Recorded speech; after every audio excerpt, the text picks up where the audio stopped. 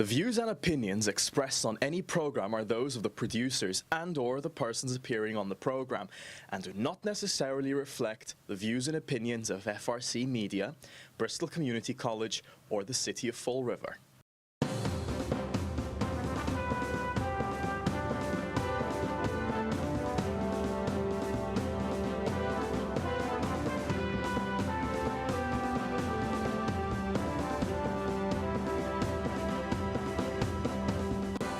Hello, welcome to Spindle City Straight Talk. I'm Chip. And I'm CJ. And I'm Nelson. there you go. Now he's official. He's getting into the swing of things. It is Wednesday in a rib, and you know that every once in a while on Wednesdays, and now for the last few, we've had Nelson added to the team. So let's start out with, whoa, could be smacks of patronage, public corruption. Wow. The hell with Nancy Pelosi's husband. Now they found drugs in his system, by the way, not only alcohol, but he was going to get away with everything if they didn't go look for the stuff. But let's talk about this Herald News article. Yep. So it appears that the city put an RFP out for a building. They want to buy a building. We're not going to stop buying real estate. No. Okay. Plenty of. Don't worry about it. Nobody And they can keep need the this houses. building for the pre-K program, because you remember the pre-K bid last time got thrown away because the guy said no, it wasn't $35,000, it was $35 a month or something. So it makes it interesting. But there was only one bidder on the requested proposal for the city's acquisition of property for the school department, expanding their pre-K program. The bidder offered to sell the former Atlantis Charter School, the one up on Townsend Hill. Oh, The been old there many times. The old Catholic school up there. Yep, been there many times. Yep. Building to the city for $6.4 million. Oh, that hurts just saying it. It does. Hurts just saying that. Ooh. And the person who put the bid in, And how much was planning board member John Ferreira, who 2 weeks ago bought the property for $1.7 million. $1.76 million. Let's be accurate. Does that smack of insider trading? Did somebody whisper in his ear he's on a city board? Yeah. Well, and Did guess somebody say, hey, if you buy this on the cheap, you're going to get a big turnover. Yep. You're going to get out of this baby with some cash, buddy. Well, here's the thing. He failed to disclose it to the city. Wow. He failed to disclose it to ethics. Yeah. Okay. I know John Ferreira. He's a pretty decent guy. So do I think he's above trying to make a buck? No. Nobody's above trying to Is make he a buck. appointed to a city board? Yes, he is. And he definitely can look for making some money on the side. Exactly. Okay, I rest my case. Exactly. So what's very interesting is, guess who owned the property before John owned it? Hebert. Malacone. Oh, that's right. It's right on the tape. But he's involved with Hebert in some way. Isn't somebody a relative of Hebert? He's David Hebert's brother-in-law. Oh, well. Wow. Talk about that old adage of guilt by association. I know. Look, this is crap. I mean, this city, that's why we got to get to the polls, people. You can't let 14% of the people determine what's going on. Look at what the city does. They sell buildings they sell trucks. We took a beating on the trash trucks. They sell them for cheap. They buy them back at triple or quadruple the price. But they don't care. They don't care that this guy just paid 1.764, whatever the hell. You know, they don't care that this guy's making 400% profit, basically, on this building. And who appointed him to the city board? The mayor. Oh, wait. Oh, what a surprise. Wait a minute. And he just got reappointed. Yeah. Well, there was no whispering in the 6th floor. Paulie took his hands out of his pockets to go, hey, there's a building for sale. Well, according to the mayor, According to the mayor. his statement to the Who Herald never News- lies. Who never lies. Like, I'm going to reduce your taxes 2 years in a row. Okay. the RFP is not binding on the city, which means they don't have to buy it. But without the space, Fall River could delay the pre-K status. So it's not clear if the school department or the administration will entertain buying the old Atlantis Charter School building. Yeah. But Ken Pacheco, the district chief operating officer, who's been trying to find space, is out of the country. Well, he's on vacation with his big paychecks and his Right. pay raises. Of course he is. I got an idea. Why don't we do the pre-K in the foyer of the city hall? There you go.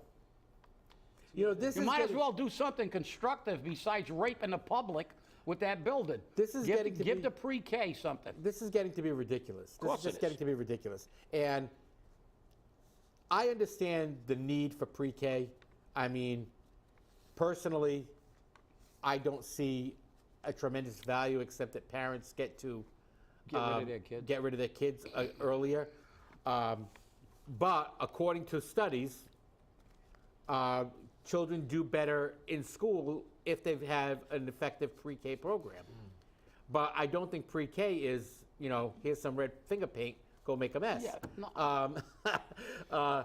You know, I understand the difference between daycare and pre-K, but do the parents understand that? Well, yeah, just like public housing and affordable housing. Right. Yeah, it's hard for some of these people. But look, you're right. I don't think pre-K does anything except socialize the Exactly. kids. And we know the value. We saw the damage that the lockdowns did in keeping these kids at home. We saw the psychological damage to these children who were locked up and had no ability to learn how to socialize and interact with other children and get used to a new environment away from their home, especially at that age.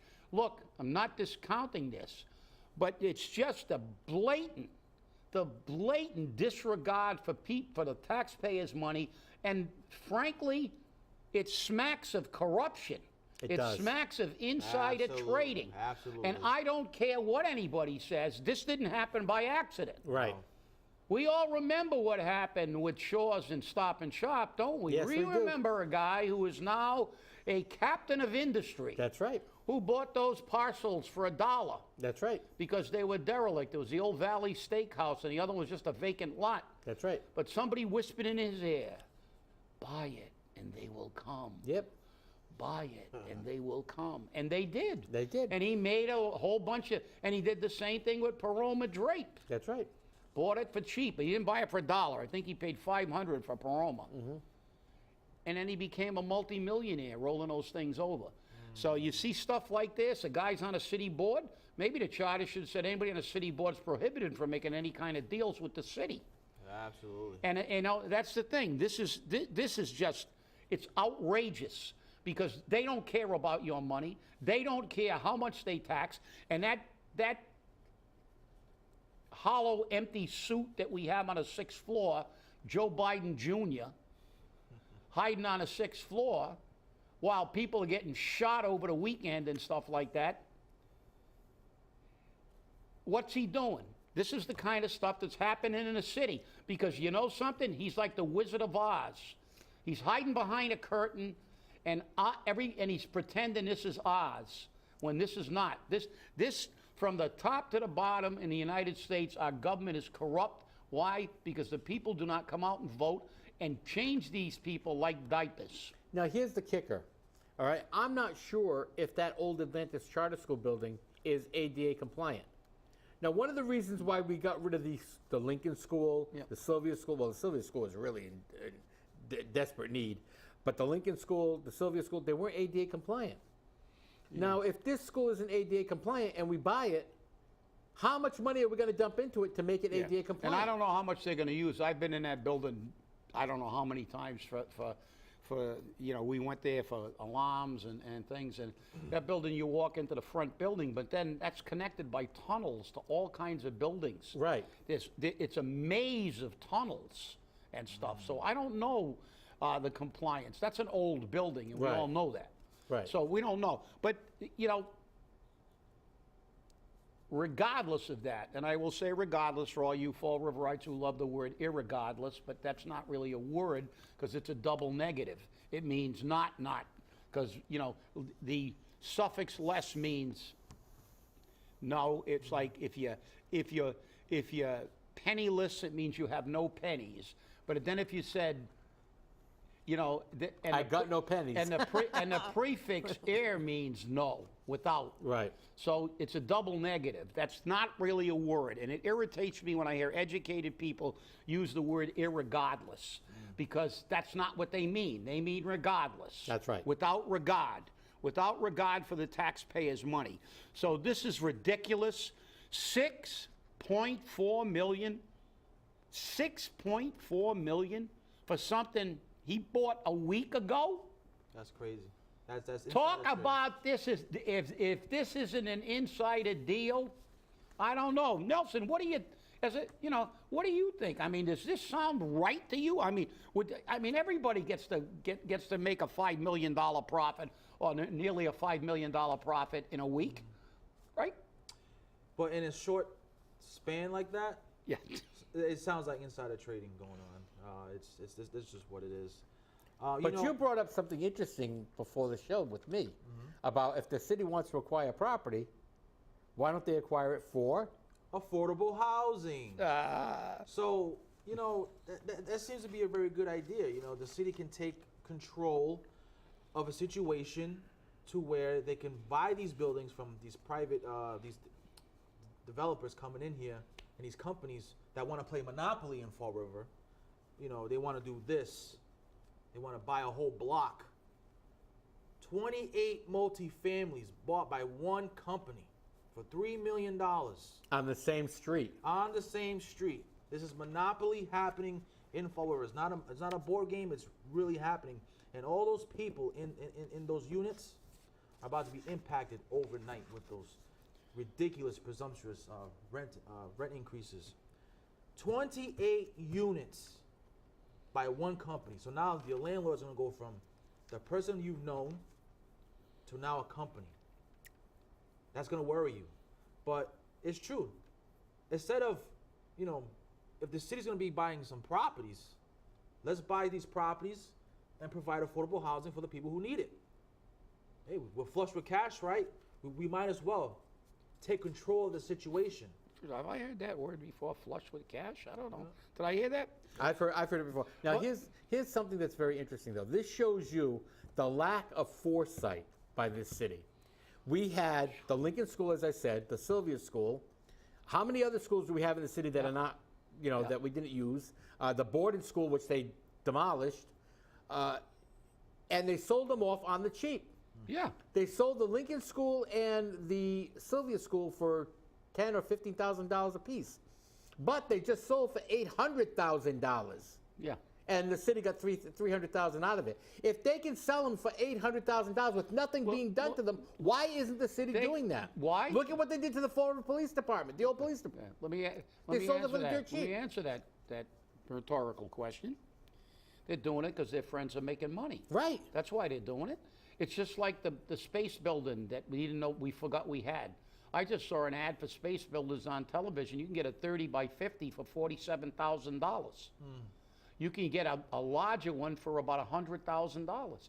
But nobody can find these deals. Nobody knows about these deals. It's just bend over, taxpayer, because we don't care. All our friends are going to make money. We're going to make money like Paul Pelosi did on the chips. That's it. He supposedly has divested himself. Oh, yeah, he's of course. I wondered how much money he made on that. He rolled them over. Yeah, he flipped them. Yeah. But listen, to get back to this, Nelson put up something on Facebook about this affordable housing issue, and we know it's an issue because now we have every gubernatorial candidate Talking about in the state of Rhode Island talking about it. Now Nellie Gobert has one talking about targeting affordable housing for people. And then he had, and I don't go on Facebook normally. I don't even do Facebook. I don't have a Facebook page, that is a personal Facebook page. But I went on there and I saw a comment from one of the naysayers and saying, well, it's a free market. You can't stop the free market. Well, I've got a comment to that brainiac. The reality is, you're right, you can't stop the free market. But government is here to ensure that the people, can live. That's government's job. You can't stop the free market. But let's look at that free market that you were talking about. Does this happen in Newton? No. Does it happen in Brookline? No. Do they buy up blocks in affluent communities? Are they buying up all kinds of stuff at Napa Valley where Pelosi lives? No. These are predatory companies who are exercising their quote-unquote free market rights in communities that are poor and displacing people who to them don't matter. Yeah, That's why government has to step in, and believe me, if you've watched us for any length of time, you know I am a small government guy. But a government is here for the safety and welfare of the people. There you go. And this is why affordable housing is the premier topic for every candidate and every community in the country, seemingly, except Fall River. Yep. We don't care.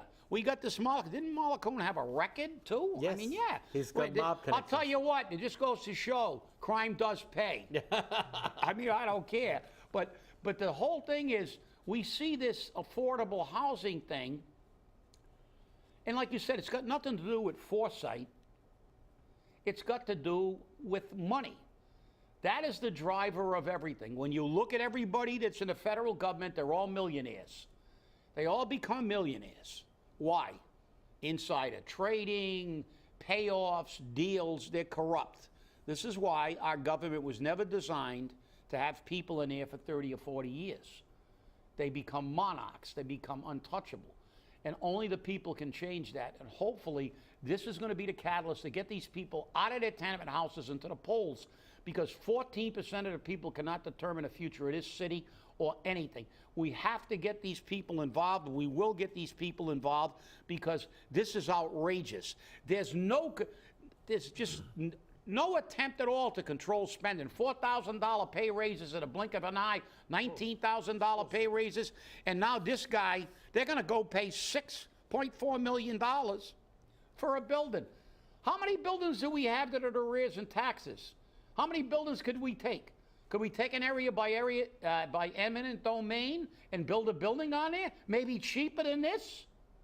Who knows? But they don't care, because one of their friends is going to make money. And obviously, Malacone's been around for a while, so he's connected to somebody. And these people are all connected. When you start connecting the dots, you know what you get? You get a giant finger, and it's not the first or second one that they're giving the taxpayers. But let's be very clear on this, because we don't want people to get a different story. This building is being sold by John Ferrera, a member of the planning board. A member who is appointed by the mayor. And who was reappointed by the mayor. Thank you. Okay. And his company, because he does have a contracting company, is the one that put the bid in. I'm not defending him. I'm not saying that this does not look shady. It looks very shady. You shouldn't be allowed to bid on anything if you're on a planning board and you're a contractor. Well, there's a lot of questions. Well, there's no self-interest there, right? Yeah. Why don't you put the fox in charge of the hen house? Now, according to the Herald News, Ferrera's paid term as a member of the planning board was recently renewed. A check of the city clerk's office on Monday showed he did not file a notice disclosing a possible conflict of interest connected with the bid. He didn't disclose it. He did not disclose it. On its face, it doesn't look right. No. It doesn't look right. And speaking of pay raises, Chip, when we went to the meeting, who's getting paid an extra $4,000 to do movies and in the food trucks? Oh, isn't that Malacone? I mean, Pavidi. She's getting a $4,000 pay raise, right? Yes, Pavidi. To put in Elena Pavidi. movies and food trucks, a $4,000 pay raise. A $4,000 pay raise. And yet, Where is the relief for the people? See, everyone is getting these deals, you know, with this topic. Everyone's getting the tips. Everyone's getting the hookup. But there is no piece of the pie for the people, the taxpayer. And quite frankly, I think it's a damn shame. It's a damn shame. And it's also a damn shame when you have this type of road work right here. The Troy Street, up until Troy Street is paved. And right over here, the red circle, it's not even, look at that. Yeah. Not even paved. It's just left like that. Your tax dollars at work. You know, Did you go up Robertson Street? I did. Did you see all the markings on the ground to cut up the street? Yeah. And it's already been paved. Yeah. Freshly paved. Well, look, listen, money or convenience or anything is no object. Screw the regular people because, you know, you can take a paved route to the north end. You don't see this stuff happening up in the pseudo highlands now, Yep. the new highlands. And this is the problem. You know, you're getting, you know, it's just outrageous, the total disregard this council, with the exception of Michelle Dion, and this mayor has for the average person. $4,000 for getting a food truck. Are you kidding me? Food trucks will pay you to come here That's because right. they're going to make money. That's right. So food truck, yeah, okay. Pick up the phone. Hey, you want to come to Fall River and sell stuff and make money? No, I don't want to. What are you? I mean, that's absurd. You know, and then get movies. They've been having movies for like a zillion years. Carlos right. Caesar had movies a decade ago. That's right. But it's hard to pick up a phone and call somebody and say, you want to run a movie? You're going to make a couple of bucks? Okay. $4,000. And for the longest time, Carlos was doing those movies on his own. Then CDA got involved and started giving him some money towards it. Then the city stepped in and made it impossible for him to do it. But the city's doing them. Yeah. The city's doing them, but For Carlos optics. can't anymore. Just like the carnival. Carlos was raising money, and that money was going back to the communities. That was going right back to Fall River. He was getting that money and putting it into programs for Fall River from those carnivals. The community enjoyed the carnivals. I thought they were a little too expensive, but Yeah. that's the price of things today. Have you seen the price of a Disney ticket? Have you seen the price of a Six Flags ticket? Don't They're wanna not go to cheap. Disney. Right, they're not cheap. But those carnivals were great. But the park board decided, no, we don't want you to have them. And that was decided by Pat Casey back in the 80s. Back in the 80s. And it took a mayor to get Carlos to have a carnival every time. And the park board decided to get pissed off about it. And they said, oh no, our rule says no carnivals. Our rule says no carnivals. That's not your park. That's the city's park.